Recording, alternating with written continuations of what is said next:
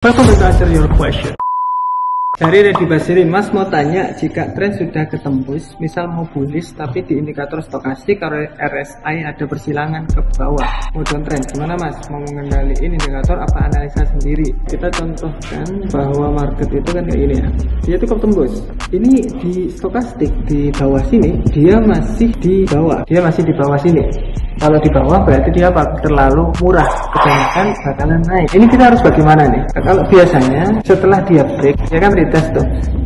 Nah, kita tunggu stokastik atau RSI ini dia naik dulu. Kemudian dia membentuk kayak gini, baru kita bisa sell posisi. Jadi ini kalau untuk strategi price action nomor satu tuh. Kemudian untuk konfirmasi entry RSI atau stokastik itu bisa dijadiin untuk acuan juga. Dari Saiful Ipul, Mas Tama izin bertanya, apakah scalp sehari target 150-180 pip itu bagus? Untuk 150 pip mungkin 15 pip mungkin 150 poin mungkin maksudnya ya. Scalping itu jangka pendek, biasanya itu 5 pip, 10 pip. Jadi kalau 150 pip itu ya swing, itu bukan scalping gitu. Intinya di sini strategi apapun, scalping, intraday atau swing, intinya itu profit. Kalau kalian profit menggunakan strategi itu ya teruskan. Kalau kalian nggak profit menggunakan strategi yang ngapain diteruskan. Jadi intinya profit dulu, kalau udah profit ya udah diterusin aja, tinggal diperbagus. Bagus. Jadi Rizky Fadila, Mas Rizky mau tanya, ada nggak sih cara bisa compounding di forex dengan menentukan persentase loss profit harian? Terus kita tentuin SL-nya sekian persen dan TP-nya sekian persen. Bisa, kalian bisa masuk aja Google Sheet, bikin baru. Contoh di sini ada modal kan, kemudian ada loss gitu aja ya. Saya simpelin aja. Modalnya katakanlah 1000, kemudian ketika dia kena TP, kalian masukin 2% dari TP itu berapa? Adalah 20. Berarti ini totalnya jadi plus 20. Kemudian ini bakal lanjut kayak gini, terus ke bawah. Itu bisa seperti itu untuk TP-nya. Kemudian stop loss-nya katakanlah kalau kita kena stop loss, ini tinggal kalian geser aja. Contohnya kalian terkena stop loss-nya berarti 1 pip kali 1%, 1,029 ya, gitu aja terus. Nah, bikin sendiri aja kayak gitu terus menerus. Kalau loss size-nya ya tinggal dikurangi dong. Kalian bisa kalkulasi sendiri, ada di video money management, itu lebih bagus. Jadi sebenarnya semua itu bisa kalian tentukan sendiri kok. Kalau nggak bisa otomatis dibuat manual aja loh. Yang penting tujuannya itu dapat. Contoh kayak gini kan, 20 kemudian menjadi segini. Jadi manual aja bisa kok, nggak perlu bayar. Contoh kalian mau bayar sinyal gitu ya, harganya mahal. Lah ngapain sih kita lebih bisa prediksi sendiri. Ya prediksi kita kan sering loss, sering untung. Ya memang prediksi mereka nggak pernah loss, nggak pernah untung. Ya pasti sama aja. Ya mereka kan lebih berpengalaman. Ya kenapa nggak membuat Anda lebih pengalaman dengan banyak trading dengan minimal resiko, tapi supaya bisa lebih baik lagi tradingnya. Jadi kayak gitu.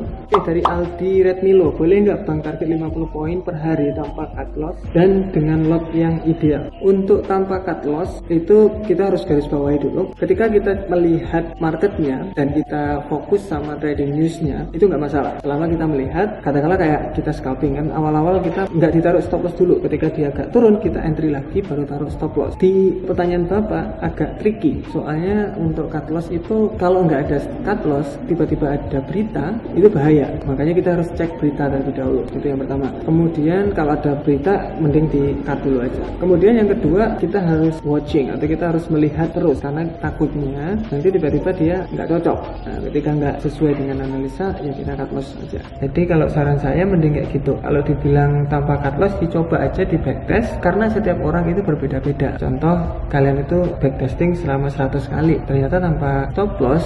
Ini saya sudah trading selama 1 tahun dengan gaya trading yang saya suka kayak gini, itu saya make money dan resikonya kecil. Jadi saya bakalan terus menerus. Monggo, itu bagus, really good. Soalnya kalian sudah bisa make money di situ. Intinya kalau kalian sudah backtesting agak lama dan itu membuahkan hasil, ya diteruskan saja.